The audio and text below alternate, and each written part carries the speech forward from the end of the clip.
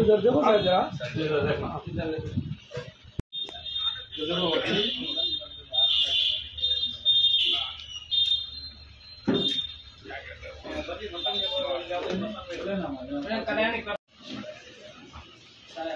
थोड़ा सा ना जिला पे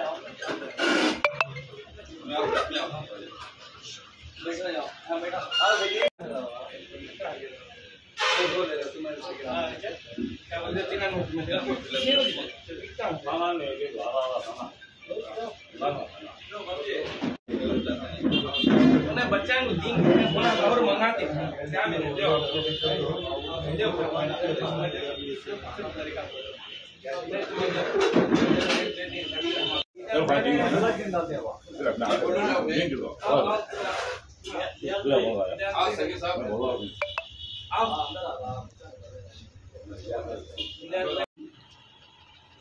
आप जी बोले फ्यूचर है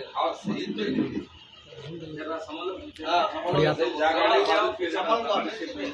मैं बोले उसको ना बोलते हैं सगीर को बोली मैं उनको बोले मैं बोली जरा समझ लो आपने అందరికీ నమస్కారాలు. అస్సలాము అలైకుం రహమతుల్లాహి వబర్కాతు.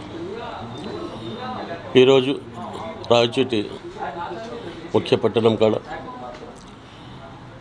ప్రెస్ మీట్ పెట్టడం ఏమంటే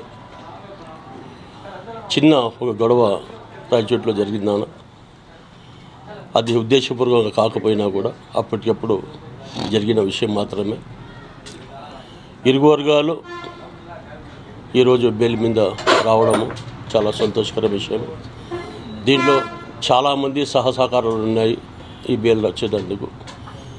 టీడీపీ ప్రభుత్వంలో ఉన్న అధికారులు విజయవాడలో అక్కడి నుంచి అప్పటికప్పుడే ఫోన్ చేసి ఎస్పీ గారితో మాట్లాడడము, అలాగే హోమ్ మినిస్టర్ గారు మాట్లాడడము, అలాగే డీజీపీ గారు మాట్లాడడము, డిఐజీ గారు మాట్లాడడము, ఎంతోమంది సహసహకారాలు ఈ సమస్య పరిష్కారం కోసము శాంతియుతంగా అందరూ సహకరించారు.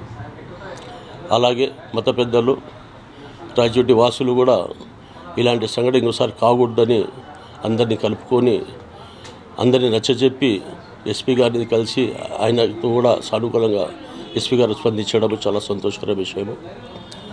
ఇంకొకసారి ఇలాంటి ఘటనలు జరగకుండా ముందస్తుగా అధికారులు దృష్టి పెట్టి ఈ సమస్యను ఇంతటితో స్టాప్ చేసి, అలాగే మన కర్నూలులో డిఐజీ గారు ఒక మాట ఇచ్చారు, నేను రాయచోటికి వస్తాను, ఇరు వర్గాలకు కూర్చోపెట్టేసి మాట్లాడిచ్చేసి వాళ్ళకి రాజీ చేయించి అలాగే లోక్ అదాలత్లో పెట్టి కేసు కూడా కొట్టిస్తామని చెప్పేసి డీజీపీ గారు చెప్పడం చాలా సంతోషకర విషయము.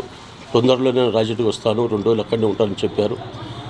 ఆయనకు మనస్ఫూర్తిగా ఈ రాయచోటి వాసులందరూ ధన్యవాదాలు తెలుపుకుంటున్నారు.